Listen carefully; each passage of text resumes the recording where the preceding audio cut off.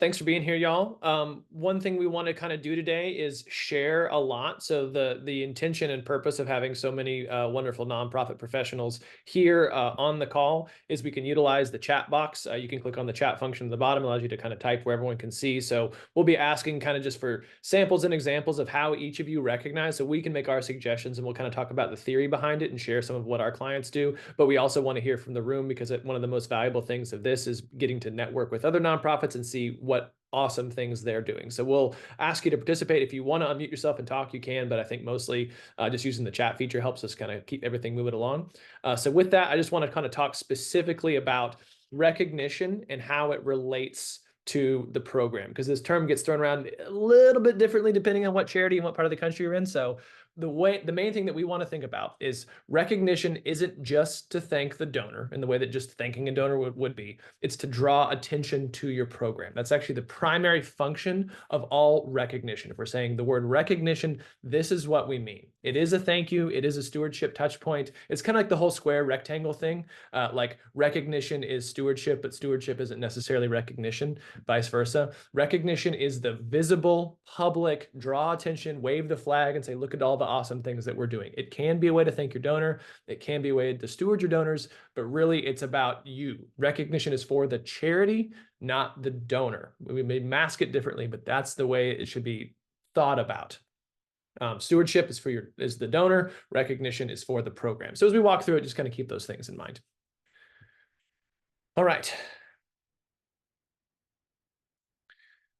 We see stewardship, and just to kind of clarify this further, as things like thank you notes or phone calls, or I'm taking this donor out to lunch and not asking them for money. I just want to get an update or give an update, or both, or continue to steward the relationship. This is kind of like a more private conversation. It's a more private interaction. For the most part, we can have this be the case. There might be some overlap. I'm sure you can think of examples that kind of fall into both categories. But when we think of optimizing stewardship, the biggest things that help are the customization, the one-on-one, the personalization, not like dear valued donor at the top of the thing, but actually getting a proper salutation or a handwritten note on the side, or you sign the sticky note and you put it on the thing. Those are all stewardship things, but are not necessarily recognition things. So today we'll be focusing on recognition, but just some things that fall into both. Just want to keep in mind so that we clearly define these two terms and what we mean and what the industry kind of understands as a whole when we're talking about these things. So that's how we define it. That's how we think about it.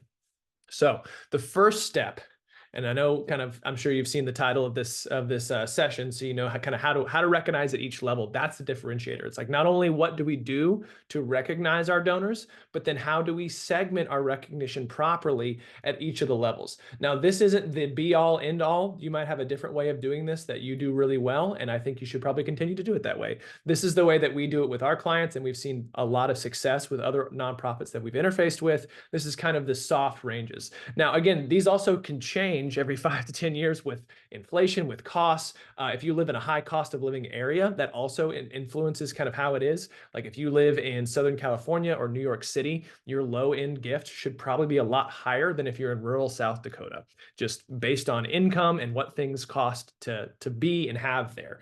So just, again, keep this as like kind of a rolling average. This is kind of where we place to start. Feel free to play with these numbers a little bit in every direction, but they're also segmented in such a way that they're easy to remember. Like we cut it right off at $1,000. It's like, well, adjusted for inflation, it should be more like 1,200 now. It's like, right, but like putting your recognition program to have a specific new thing at 1,200 versus 1199 would be weird and confusing, and maybe the donor wonders why, or maybe you can come up with a reason. But for the most part, we try to pick round numbers because it's just easier to remember and it just simplifies it. Again, we want this to be not overly complex. So first segment, $1 all the way up to $250, or just shy of $250. This is per year. So this is someone who gives, a couple dollars, like what if a pay period, if they're doing on a payroll deduct, or like the $5 to $20 a month range kind of thing, where they're giving. But we really, at that point, mostly want to focus on stewardship. Maybe we list them somewhere, that's fine. We can do something basic, but for the most part, we say, don't try to do too much in terms of like recognizing $1, $2, $3 gifts. It's not that those dollars aren't important, but by the time you pay your admin person to process that gift, you're almost breaking even on it. So maybe if you think about it in terms of we're capturing a new donor, or that was something that it was just a way to kind of input a gift that we got at an event or something, and now we're going to follow up that donor later. Great. That's all perfectly fine for the stewardship pipeline. So we really say anything under $250, of course we accept those gifts, but because we want to focus on the top end giving of individuals, as Jared mentioned, still being the forefront of what we should be thinking about here, we can't prioritize everyone. We have to rank and go in order somehow. So we start from high to low, and that kind of leaves out the bottom shelf. Now, if your program is very new and you're very small and you're just starting out, it might be fine to go ahead and recognize all the way down to $5 or $10. But if you have any level of maturity to your program, or your program has some level of growth where you have 100+ donors already, you probably want to look at only stewarding these people and not recognizing them as much publicly. The next level up, of course, being that $250 to $1,000 a year range. This still falls under like what's nationally adopted as annual gifts. It's kind of your mailing program, your event attendees who buy a ticket and do an auction item. It's if you're grateful patients sometimes will have this. It's your giving in honor of, like in lieu of flowers, please send donations to this charity that I like. It's your Facebook giving. This is all the stuff that's like, hey, it's a decent gift. Like we have enough of these. It was a nice funnel for our pipeline. But we're not going to raise $10 million with gifts this size. Now, there are national charities that can do that. Of course, like United Way, American Red Cross, like they have the brand equity nationally to be able to fundraise tens, hundreds of millions of dollars through gifts of this size. But likely, if you're on this call, you're from a smaller nonprofit than like the American Red Cross or the Humane Society or something that's larger, and you're going to have to do it with a little more individualized and larger gifts to get to you where your goal is. So we say just kind of like basic recognition for this. Now we'll get to the specifics of this, of saying what is basic recognition. We have a whole thing on that. We want to hear from the room, but just to kind of give you a range, this is what we say is like the floor. We accept any gift, of course, at any level. For the most part, maybe 3 cents, I don't know, but say $1 and up at any level. But at $250, that's where we start like recognition. That's where we start publicizing that someone has given us a gift. We want to make sure that people know that they've given a gift if they've given permission to use their name. Of course, you see anonymous gifts all the time, but we want to draw attention to our program.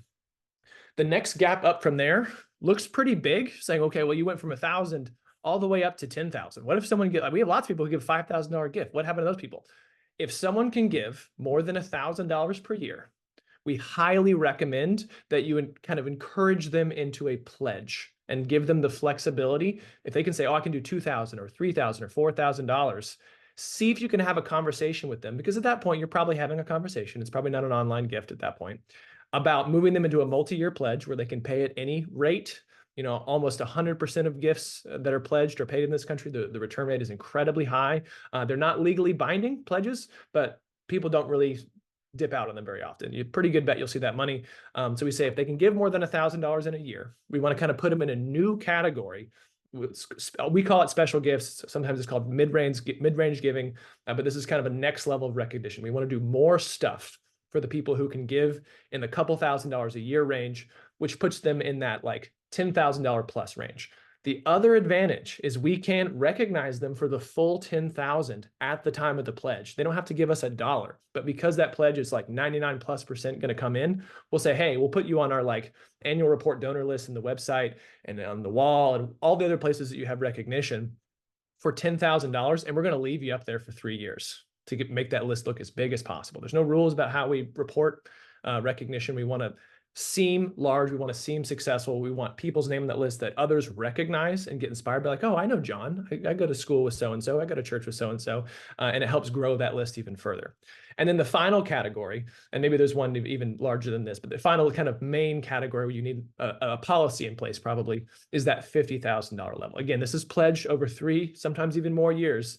But this is where we start naming recognition. So we have kind of like your basic stuff, your stuff where you need to do a little bit more. And we'll talk about what that is that $1,000 plus, $10,000 plus. And then the last cutoff is $50,000 is where we start naming things. Now that may be a physical space. It may be like a building or a wing or a room or a station of some kind.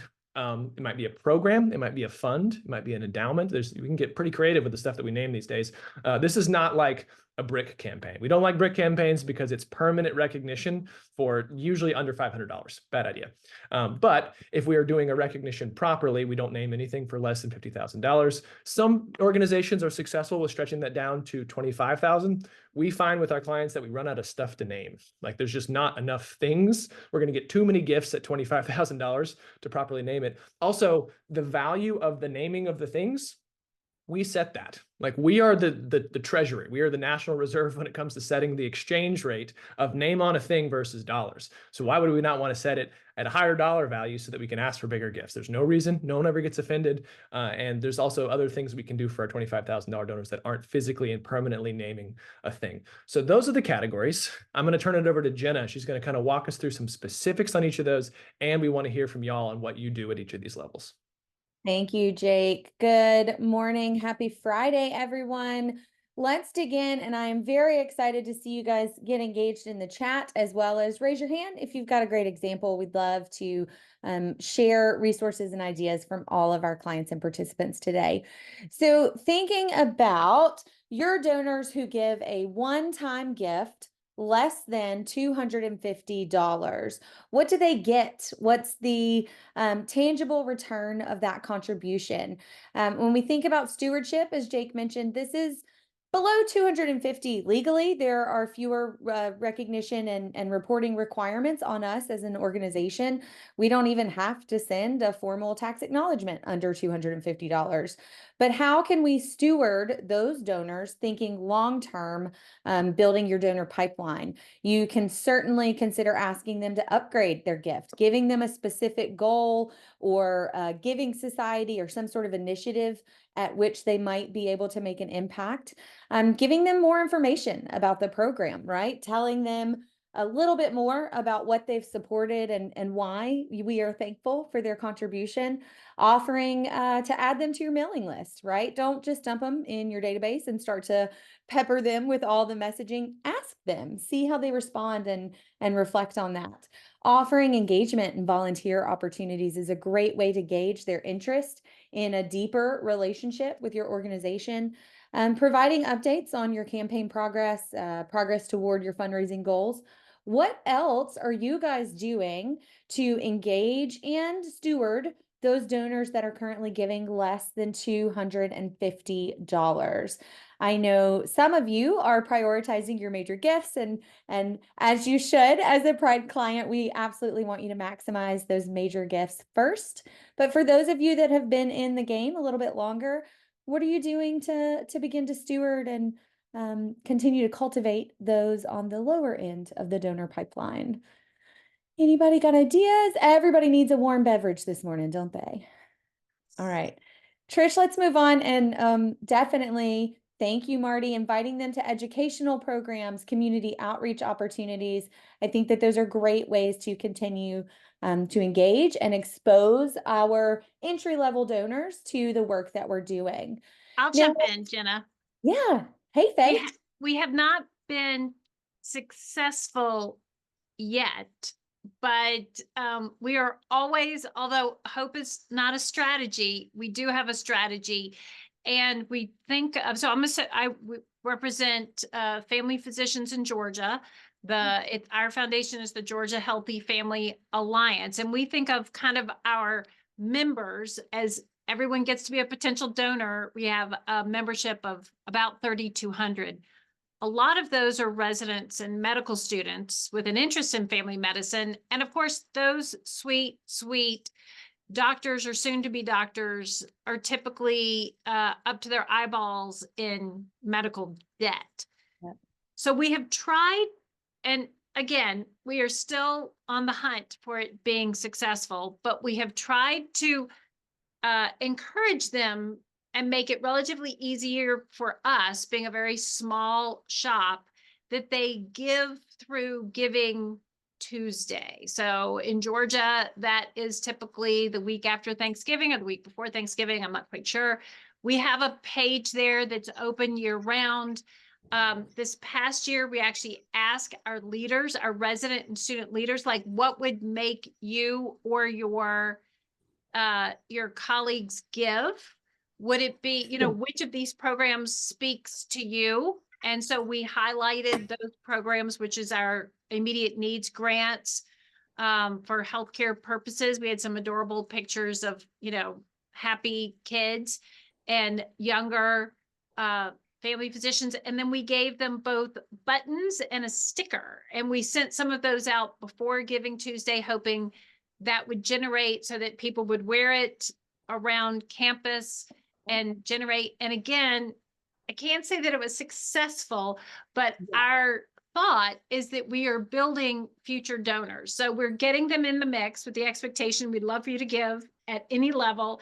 And here's a sticker and a button, which they said they wanted. So I've got right here over there, I've got 200 buttons. So if anybody needs a button for Giving Tuesday next year, I'm happy to give them to you cheap. No, we're going to do it again. We're going to try this for a couple of years and start a little bit earlier, but that's what we've tried to do. So I don't know if others who are maybe hospital based, whether more people seeing a button or something would generate that lower level giving. Again, we're going to keep starting. Yeah. Starting somewhere is always a good thing, right? We got to jump into the water and test it out. Faye, I love the point about leveraging national efforts like Giving Tuesday. It has become a huge giving machine of its own. They have a formal website with lots of resources and tools for smaller nonprofits. So leveraging that kind of widely known vehicle and timing is a great way for smaller organizations to dip their toe in crowdfunding. Also looking at community foundations. A lot of areas in the country have sort of regional days of giving that are, again, through that vehicle or machine of a large foundation in your community. Those are great ways to start to test peer-to-peer crowdfunding efforts without a huge time or infrastructure commitment from some of our smaller and smaller staffed and resource teams. And I think you touched on a great point, especially with entry-level donors.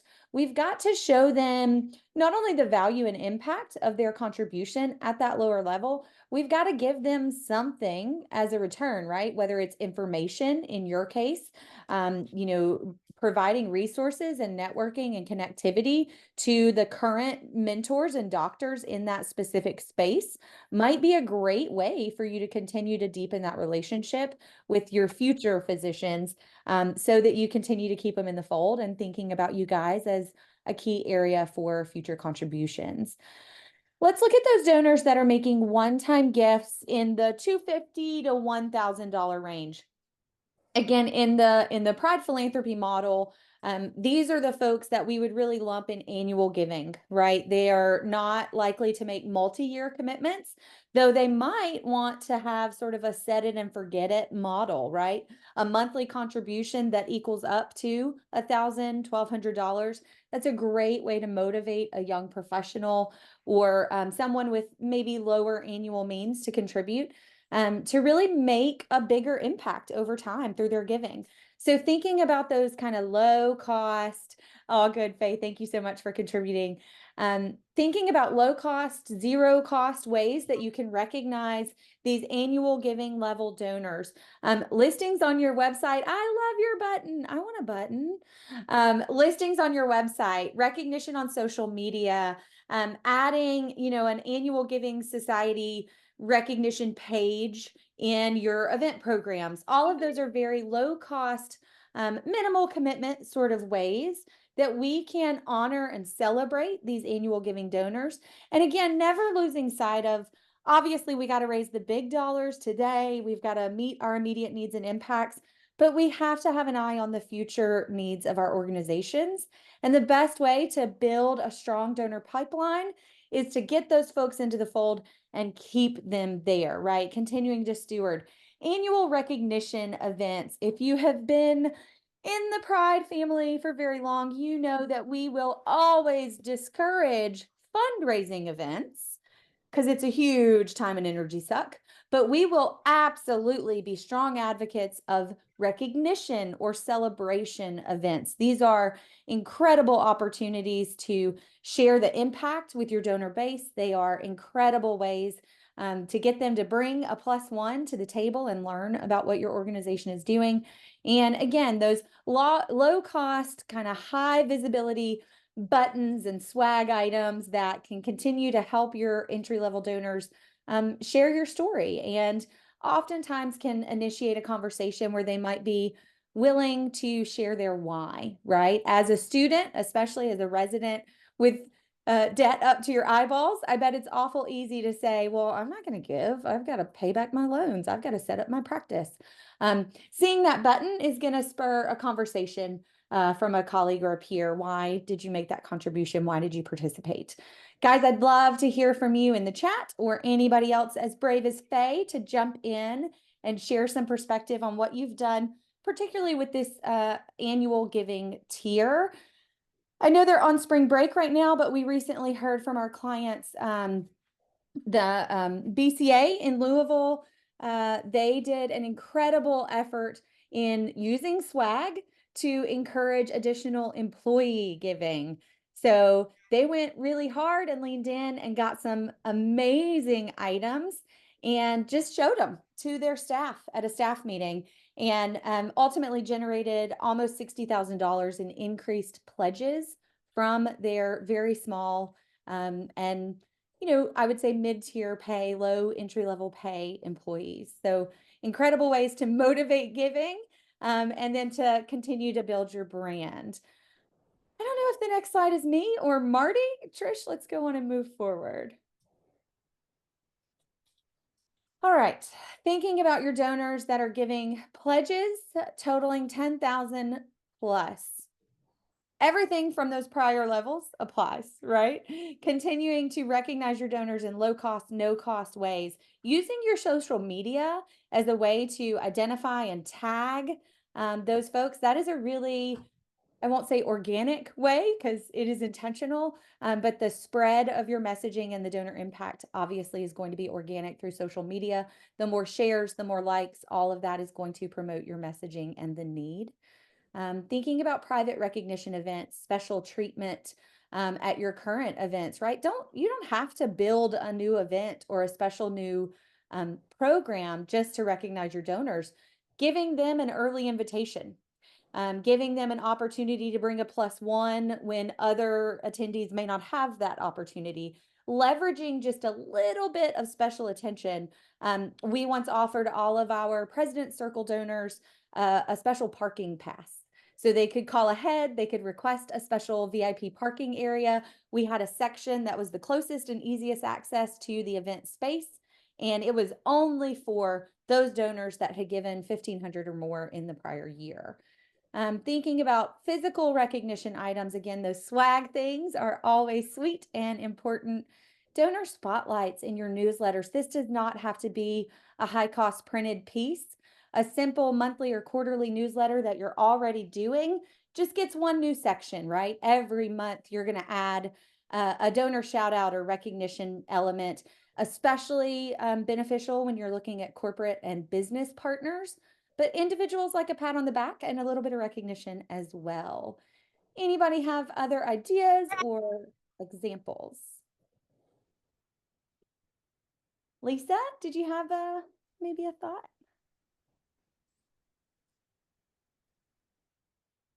All right. I will definitely kick it over to Marty. I might have stolen one of your slides. Thanks, No, guys. that was what I was planning for. Perfect. Thanks so much, Jenna. So now we get to those top level donors at the top of the giving pyramid, right? $50,000 and up. Again, obviously they need to get everything that everyone below them has already received. But what can we do to make their recognition and experience that much more personalized, customized, and special for them, right? So private recognition events. I was once part of an organization, a woman who had made a naming gift to purchase some new equipment in the NICU nursery. And she had identified about like 6 people throughout her giving journey throughout this potential hospital, this particular hospital, who really she had connected with. And again, she had started out as like an annual donor, but she had like felt really truly she had no children. Um, she felt like these were her kind of her children throughout the organization, and she wanted to have a little private, breakfast with the people throughout the organization who had touched her. So we created this environment for her. The physician came and shared the piece of equipment she had helped share, and we invited people that actually worked at the organization who meant a lot to her, and that was so meaningful for her. Would that work for everyone? Not necessarily, right? But I think it's private, personal, and something that matters to them. So just one example of a private recognition event. And then we were able to feature that and highlight it. And it was just so meaningful for her. The pride, she was just beaming with pride in what she had been able to accomplish and all the people who had touched her throughout her journey.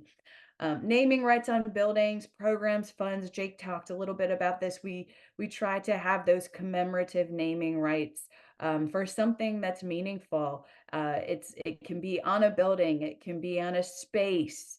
We talk a lot about maybe a larger space if we're trying to have a bigger naming opportunity. We talk about suites or alcoves or areas that we can name to get a higher level gift if we're looking at a tiered naming. But funds and endowments, things like that, connecting something that is meaningful to name is very, very helpful. Lots of ways to leverage your current special events and programs to highlight major or loyal donors. Yeah, thank you, Jenna. Um, we want to make sure that we're doing things as publicly as possible because we know that people inspire people, right? Special press releases, stories, news events, things that are happening, so that people say, wow, those people who I know are very generous have, oh, again, led the way. I want to follow that, right? What are y'all doing? What other things are you doing for your signature level donors? Again, they should be getting all the recognition throughout the rest of your program, but what extra special things are you doing for your signature donors?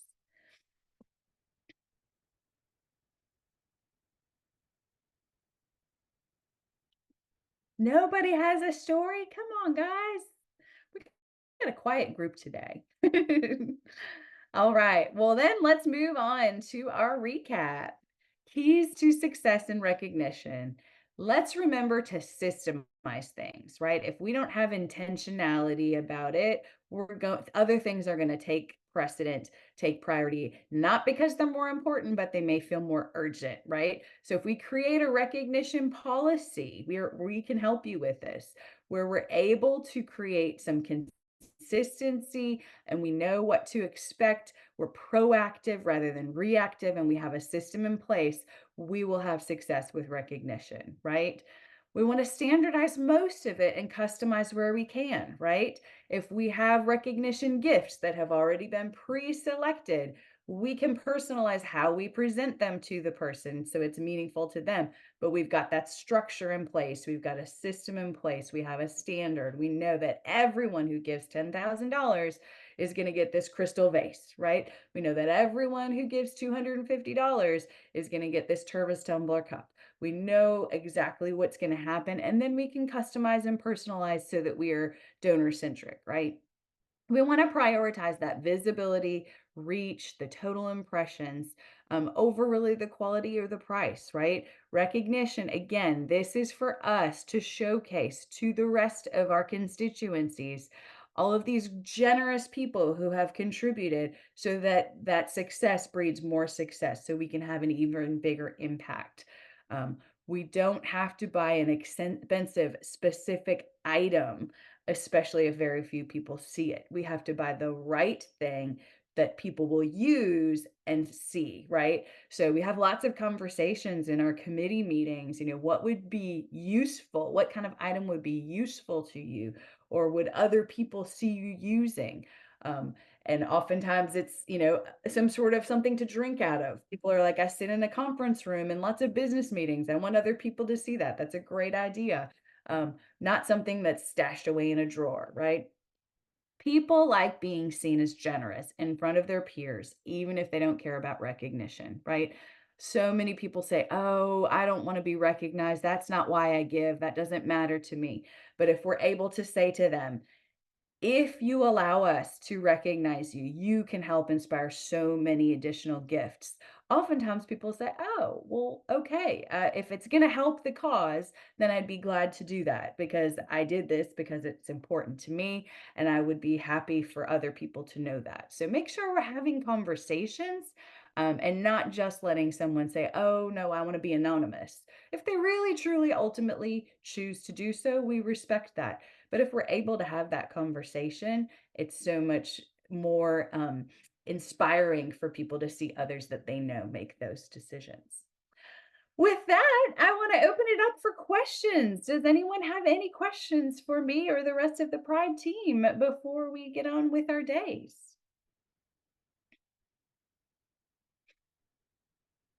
Not a single question. Everyone's going to master recognition in the coming year. Very excited. Wonderful. Oh, I see a question. Wonderful. Oh, wonderful. I work at a university in Central Texas, and we are, I think, not in a unique position, but our number of donors is dwindling. In the past several years, there hasn't been much focus, I think, because of budget on acquisition. So this year I'm focusing on that. We're also in a position where we're rolling out a first-time donor program that some of my coworkers are implementing that we're really excited about. Of course, with the acquisition piece, I'm focusing on long lapsed donors. And so one of the things that we've discussed but aren't quite to that level yet is developing a welcome back program that's similar but obviously different because they are not first-time donors. Do you have any suggestions about how those should be differentiated? And then additionally, in the annual giving space, just anything that you've seen to help not over solicit, but also not solicit them for a year. Because I know there's different schools of thought, right? Like thank them 7 times before you ask. And then also you read that, if people give you their second gift in the next 3 months, they're more likely to be retained. So any advice on that?